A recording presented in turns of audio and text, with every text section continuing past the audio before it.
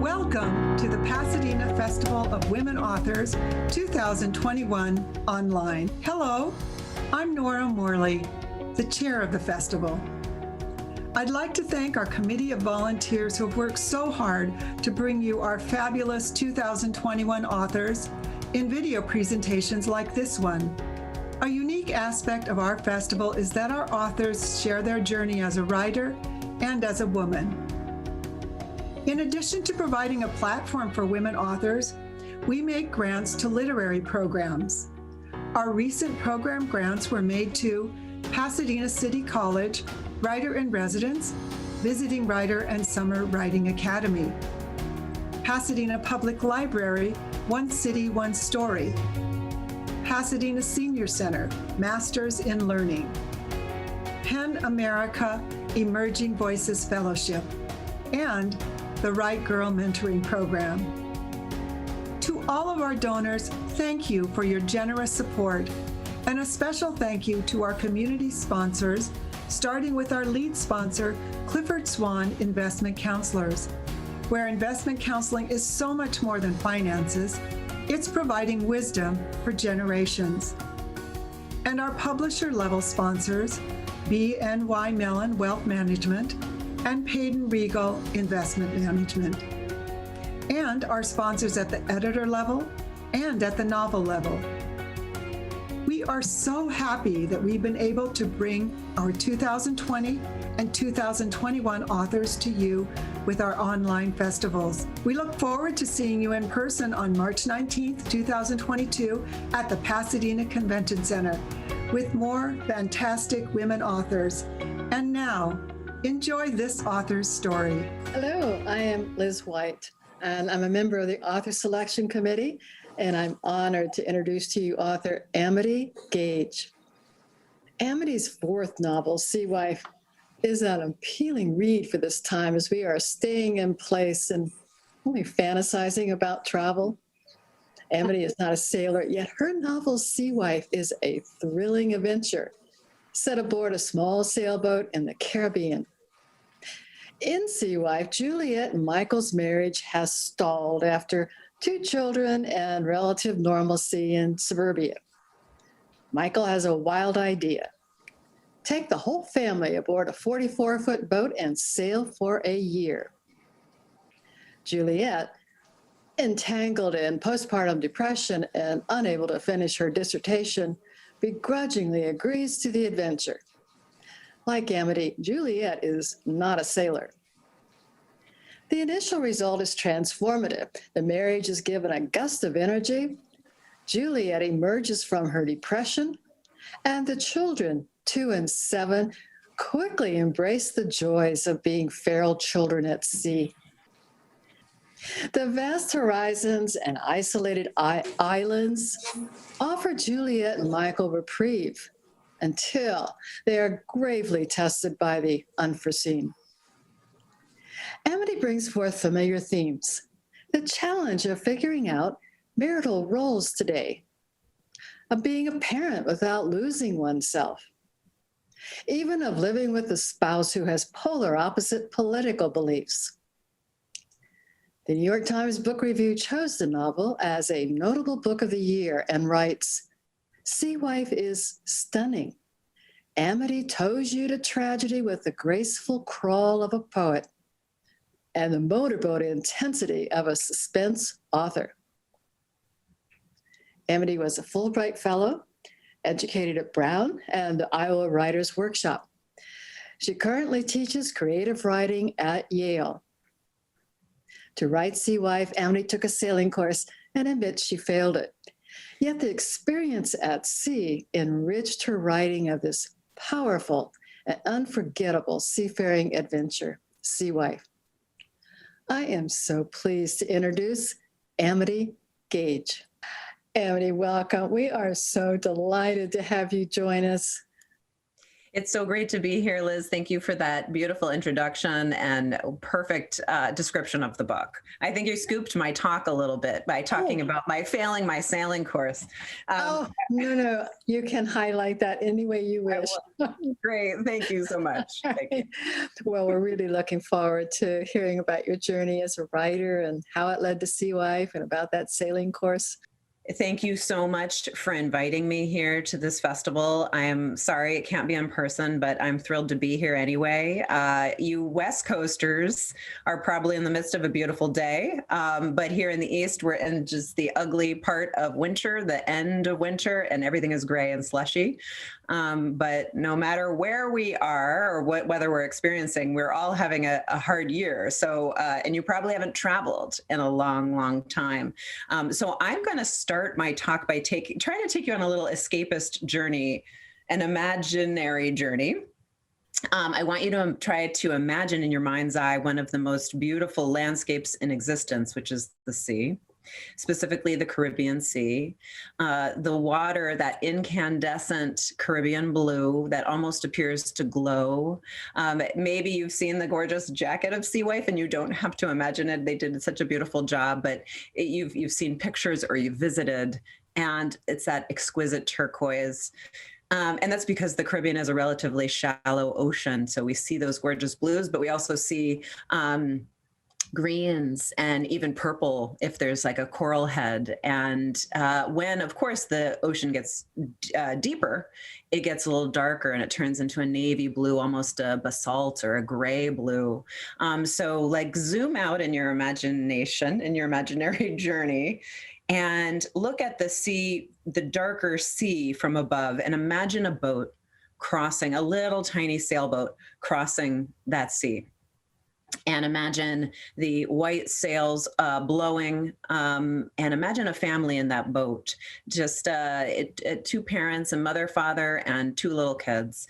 And they're not experienced sailors, as Liz told us. The father is convinced his wife to give the journey a try, and she begrudgingly agrees to, help hopefully recover from some of her own sadness and depression.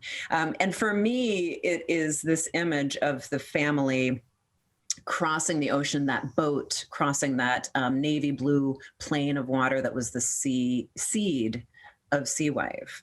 I didn't know that this image, which was already allegorical to me at the outset, would accrue new meaning in March of 2020 when we all began our long global quarantine. And as I imagine all of my cohort here in the festivals had that experience, and it's interesting the layer that it adds both to the publishing experience and to one's own work. But all of us in every kind of abode, an apartment, a house, were stuck together. And we were like the crew of a boat. We were really relying on one another more than usual, for better or for worse. And if we lived alone, we were single-handing our boat, which is, of course, it's the hardest form of sailing. And it's been such a journey. My nuclear family has never felt more like a nucleus. It's also 2 adults and 2 children in my family. And the term nuclear, of course, it refers to the cell structure. So there's a nucleus of the family, and a nuclear family, might be close to as a family, but they're sort of isolated or separated from others. And that's how I felt it. I felt alone together with my family. And I many, many times literally felt like I was on a boat with my family. Sea Wife is my 4th novel, and sadly what I realized is by the time you write your 4th novel, anyone can psychoanalyze you by your body of work. Even you can start to see your neurotic attachment to certain themes, and one of those themes for me is marriage. And the strained marriage in Sea Wife was apparently so convincing that my own sister, after reading it, called to ask if my husband and I were doing okay, if I needed to talk, and which was, kind of amusing. And the truth is, I'm not so much interested in marriage as an institution, since what I love about marriage is the ambition of it. As a long married person, I sometimes feel like an ultra marathoner, but, without the glory or the sponsorship. And maybe we don't think of marriage as ambitious in the same way as we would an ultramarathon, but in any long-term practice is ambitious because it's difficult, both in its dailiness and its duration. You might say, somebody who's sailing across the sea or someone who's climbing a mountain is courting difficulty. But I think you could say the same thing in undertaking some of our life journeys, starting a business or having a child, and difficulties embedded in this action, and a certain measure of failure is guaranteed. There's a beautiful quote by Marianne Moore that I wanted to share. There's no such thing as a prudent marriage. There's no such thing as a prudent marriage. Marriage is a crusade. There is always tragedy in it.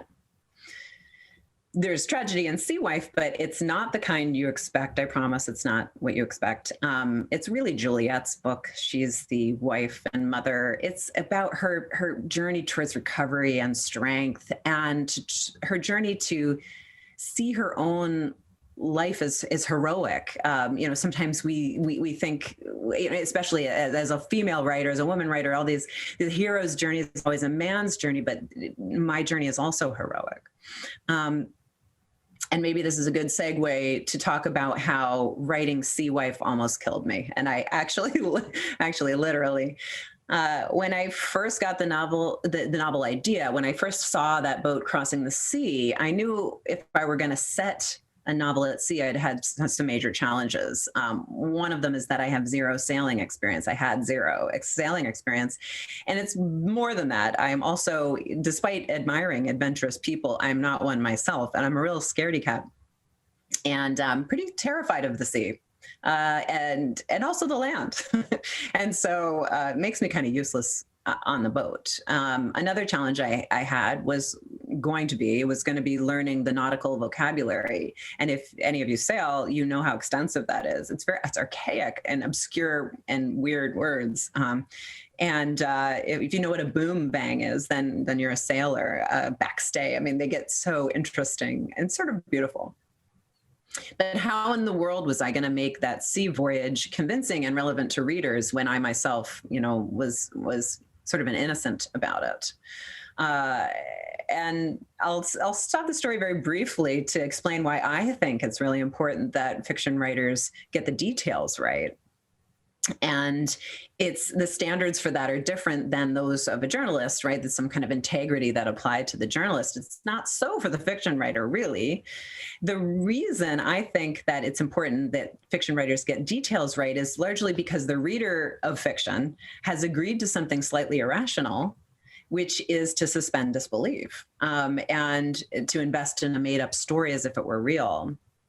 And the stakes of this are rather high, even though it's this kind of quiet daily activity. And if there's even one moment where the reader feels like there's something inauthentic or false or unbelievable, then the reader wakes up from her dream or her trance and the spell is broken. And I know this because I experienced it myself as a reader.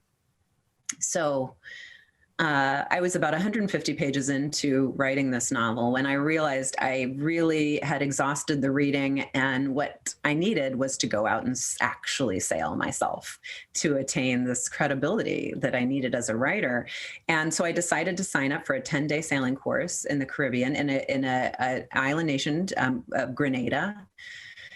And I didn't research the trip very much. I planned it very quickly. I didn't compare sailing schools or anything like that. And I said to my husband, I did know that it wasn't hurricane season. And I said this to my husband, and he said, but just because it's not hurricane season doesn't mean there's not bad weather or that there are no storms. And I said, honey, you don't know what you're talking about.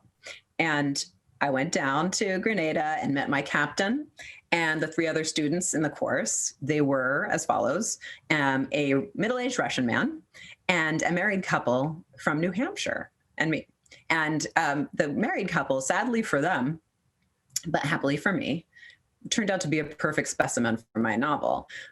It was as if the muse had delivered them to me on a platter, actually, because the husband was trying to convince his wife to buy a catamaran.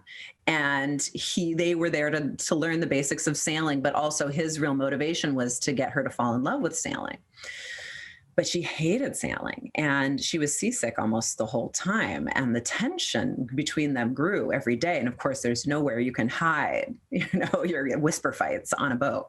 And my own just desserts came to me in the middle of the night on about the third night of the course, when I woke up at 1 a.m. to what sounded like the boat being crushed, broken in two. And we were in the middle of what the captain later called a microstorm. And we were fairly far offshore, anchored next to a small island. And it was about 50 knot winds and rains, and the boat was straining against the wind and against its mooring. And I was afraid that it would sort of break loose and drag the anchor and we'd be lost. And it was really the sounds that were so unique. The wind roaring overhead and also the boat kind of slamming down against the water. And so I did what many do when faced with danger at sea. I tried to convince the captain to let me off the boat. And he happened to be awake. He was checking the weather, and I think he was caught off guard by the storm. And I said, listen, we need to have a talk. I'm in over my head. I don't need to learn to sail. This is just research for me. This is just pretend. So, if you could drop me off ashore in the morning or as soon as this clears up, I'll find my own way back. And I was absolutely convinced that this would work.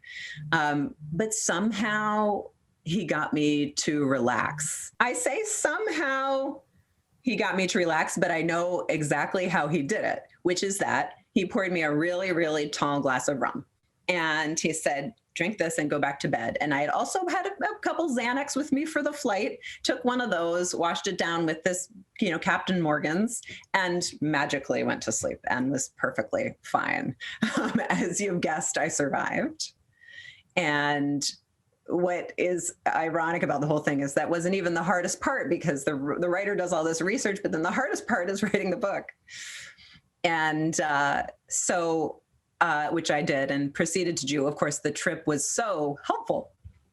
I realized that I had needed to go for sure, because how else would I have heard that sound, the sound of the wind in the rigging? It's really the sound at high speeds. It sort of plays the rigging, like an instrument, like a string instrument.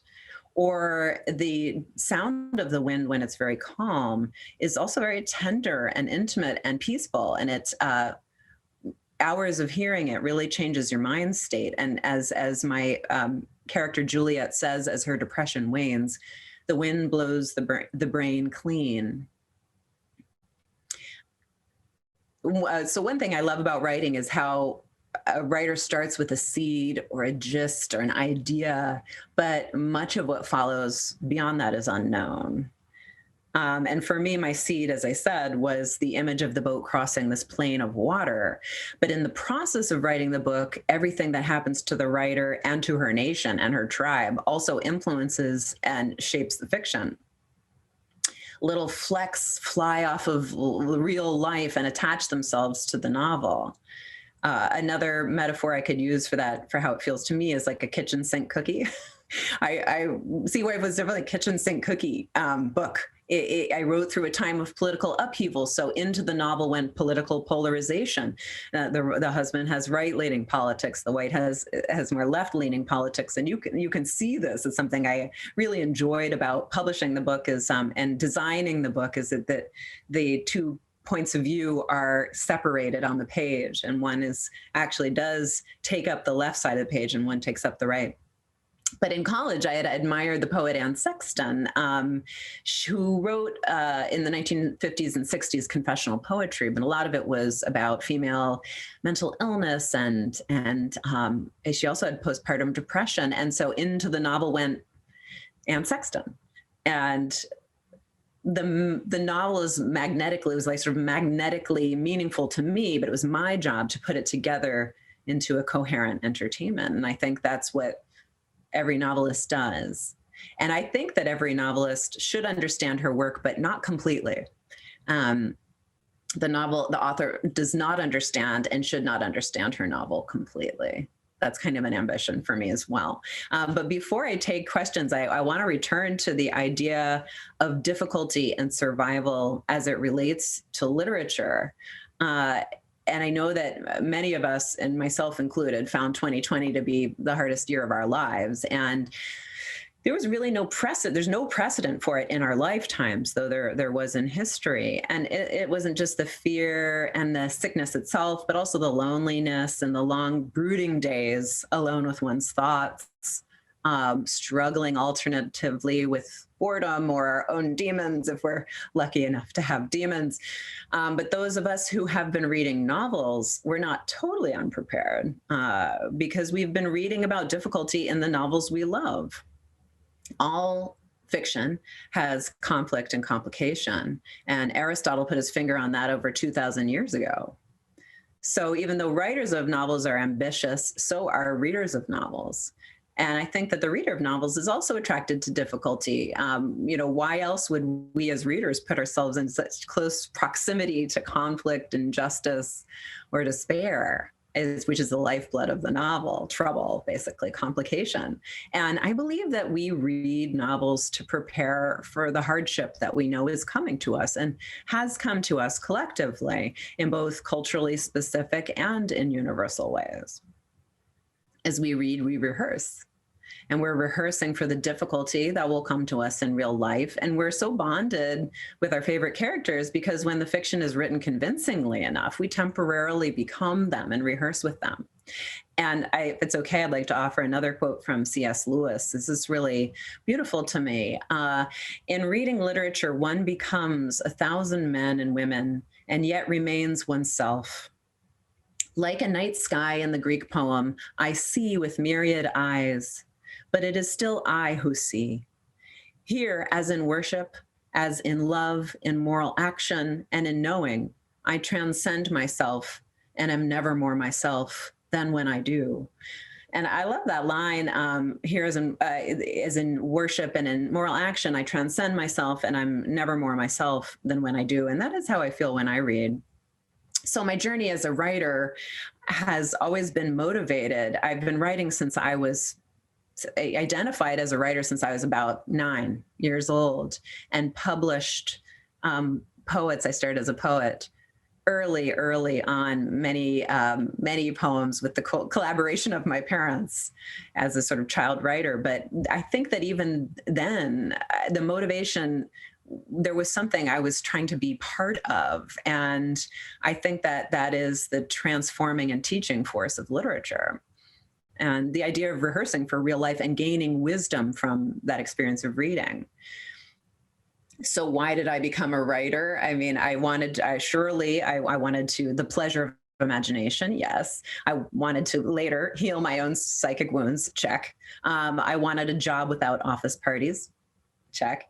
But I think really it was about the belief that art is the one thing that human beings just do really well. Inarguably, we do that well. It's a difficult thing we do well, and we create such beauty. And that is what keeps me coming to my desk to write. And so with that thought, I'll end my talk. Amity, thank you so much. It was rich and wonderful, your insights about your research and your writing. Thank you very much. Thank you. And now we are going to turn to our audience. They have some questions for you. Hi, my name is Akila Gibbs. I'm the executive director of the Pasadena Senior Center. So I'm curious, did the title of the book come before or after you took your family on that boat ride? It was a title that I came to after the book was over, after the book was done, when I was done writing it. And I struggled with the title. It had a whole bunch of different other titles. And then I got on this idea of it later in the book when Juliet and Michael, when Juliet's sort of talking to Michael, who's gone, she says, I wish we could have loved each other with a sea mind instead of a land mind. And with a sea mind, we could have loved one another beyond deserving. And I could have been a sea wife. I don't even know if she says the phrase sea wife, but that's where I got that from. it's a great. I haven't thought about it since it happened, but then my editor liked the phrase. She liked the just sea wife, just 2 syllables, and there's no the.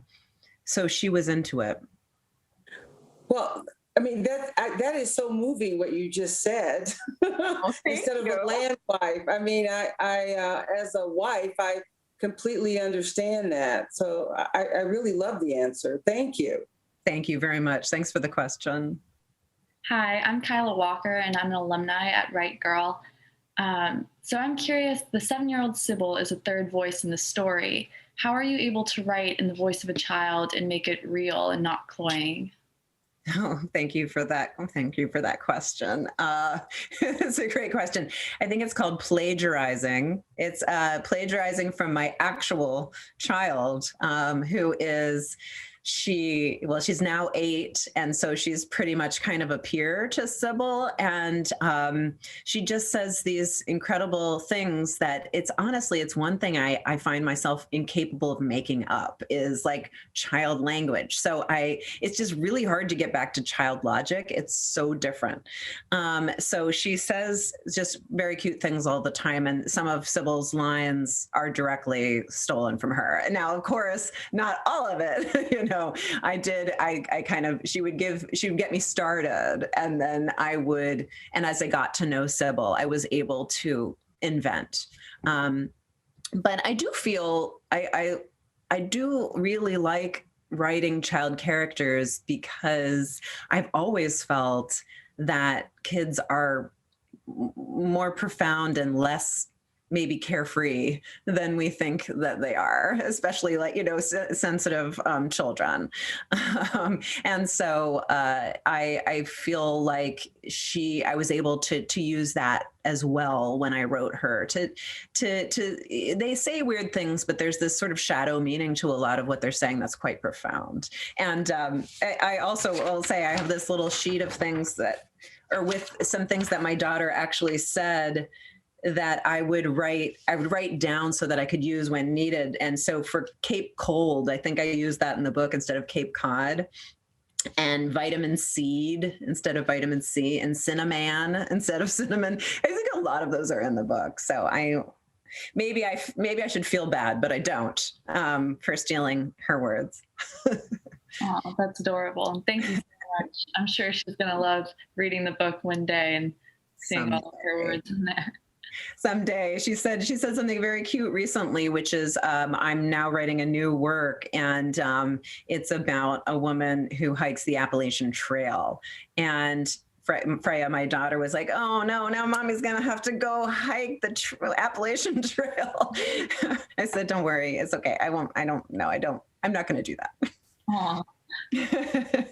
Thank you so much.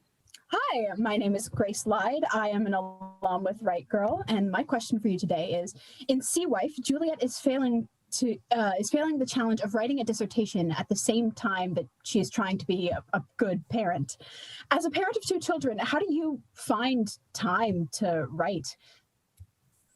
That is a very good question as well, and thanks for that, Grace. I find time both my kids are in school, and I'm so fortunate also that actually in Connecticut here, we're still in session in school. So even this year I've been able to have that support, but I guess I have to maintain a lot of discipline and a lot of hard nose, which is so hard for women and mothers. I think that sort of, maybe it's a stereotype, but it's quite true. We do give, and sometimes we just give and give until there's nothing left. And if I did that, I would not write novels. And I need and want to do that work, for all the reasons I said in my talk. So sometimes I just have to say no, and sometimes I have to go away. I am so lucky to be able to. I did a couple writers' residencies, like McDowell and Yaddo, some of these well-known ones, and and I was able to go mostly because my mother would come and take my place really while I was away. Yet another woman giving and giving, but that's how I did it, through that support and through that support of the extended family.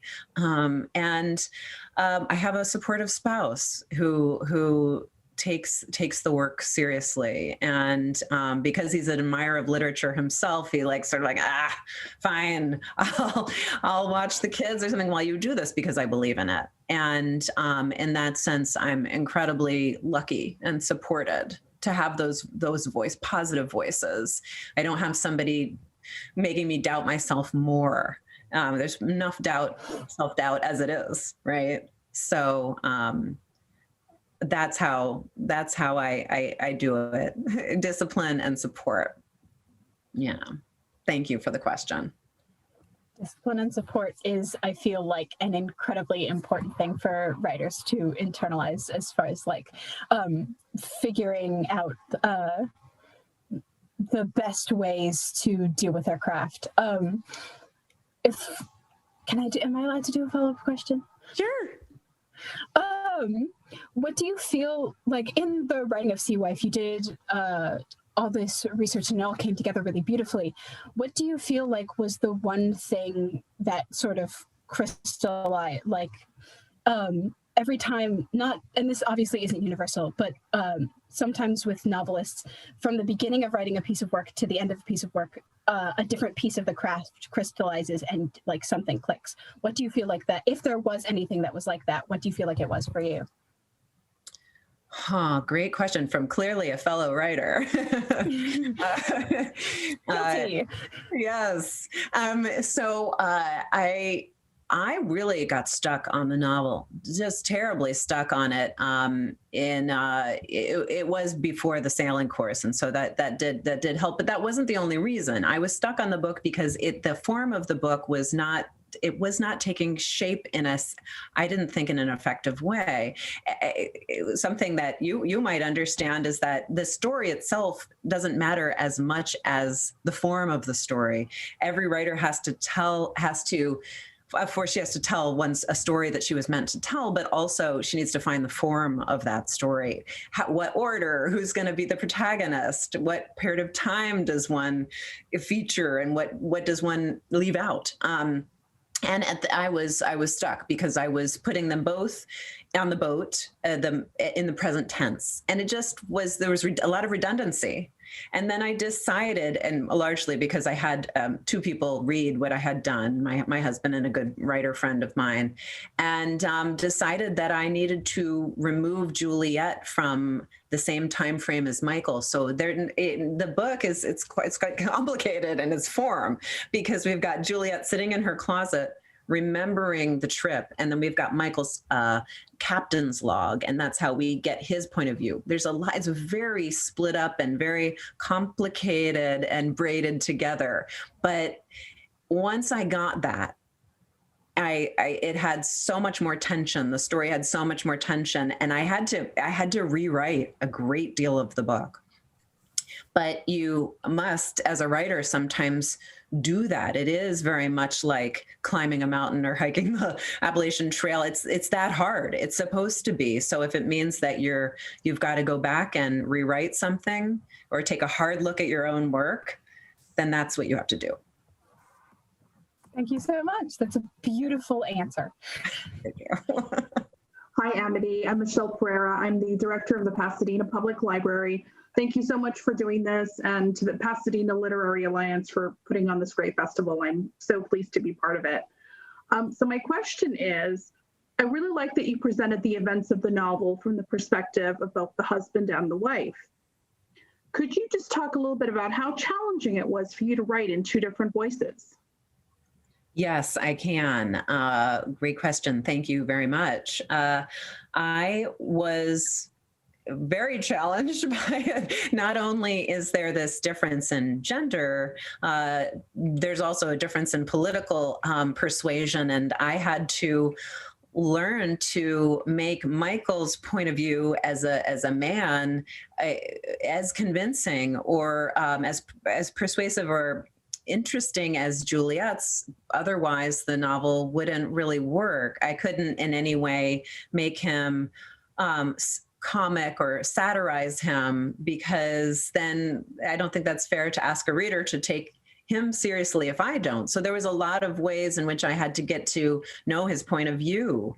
He and I don't share the same political persuasion, but I found some things to agree with him. And some of these sort of rants about, he rants a little bit about parenting and helicopter parenting. Some of those thoughts are things I share too. So it's, we found some ways to connect, he and I. And, I ended up feeling a lot of, you need to find a way in which you relate to or feel compassion for every character. And so Juliet was easier because we had more in common, but I could never let her veer into just autobiography, because that's got its own pitfalls. So she's not me, she is me, he is me. He's not me. She's not me. I'm Sybil. I'm the crazy guy, Harry, who comes in at the end and ruins everything. An author, tries to represent a bit of every person. But one thing that was so fun about writing the book is that, and if it's okay, I might just show the way it looks on the page, right? Because they are, like you see, just slightly justified from one another, and they're separated, and they're often interrupting each other. So one thing I enjoyed was the way in which the book is like a married couple telling a story together. So even though they're telling from different points in time, it still has that effect of of people telling a story together and interrupting, contradicting each other, echoing each other. And it's, in that sense, there's a little bit like a play. There is a very play-like, it's like a dialogue. The book is like a dialogue between the two of them. That was so fun for me to write. The book is definitely not the kind of book where, there's a lot of exposition or backstory, and then we go through one conventional scene to the next. It's definitely more sort of broken up and scattered, and the reader has to do a little more work, I think, putting it together. So all those things were just personally interesting to me. Great, thank you. That was some great insight into that. Oh, you're welcome. Thanks for the question. Hi, I'm Judy Wilson, and I'm on the author selection committee. And so, Amity, you inserted a mini mystery into your book with an unexplained disappearance of a rather sinister character. When you do structure your novels, how many plot twists and plot points do you contemplate? Or do you worry about it getting too complicated? What's funny is that I have never really identified. When I began to write, I always thought plot was the thing that I wouldn't be able to do. In fact, my first novel, Oh My Darling, got a review that called it plot deficient, which was kind of a cute way of saying it. But so a plot is something that I have learned to do as my career has gone on. And what I do is I try to find a situation where there is going to be tension or possible complication. And of course, once you put people on a boat at sea, you automatically get that. But then you layer onto that marital problems and differences of opinion. And then there's so many ways in which that can complicate. So I don't think in terms of a subplot as much as I think of a further complication from something that's embedded in the original scenario. And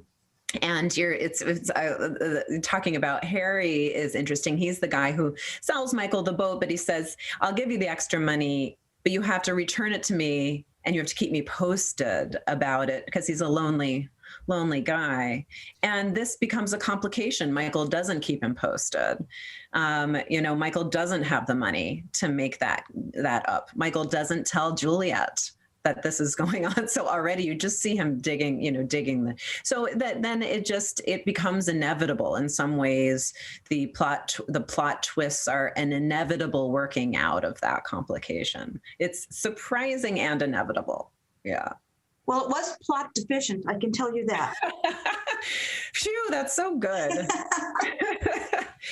Amity, thank you for being with us today. This has been a wonderful presentation for our festival. I'm so glad. Thank you. I wish we could all be together, but seeing you guys on screen was, it made me feel, it brought me closer. Good. I'm glad. Well, I'd also like to thank our guest Zoom audience. And finally, please support the mission of the festival and our 2021 authors. Make a donation, purchase the authors' books. And to do this, go to the PFWA website, which is listed at the end of this video presentation. It's been a pleasure to host this conversation.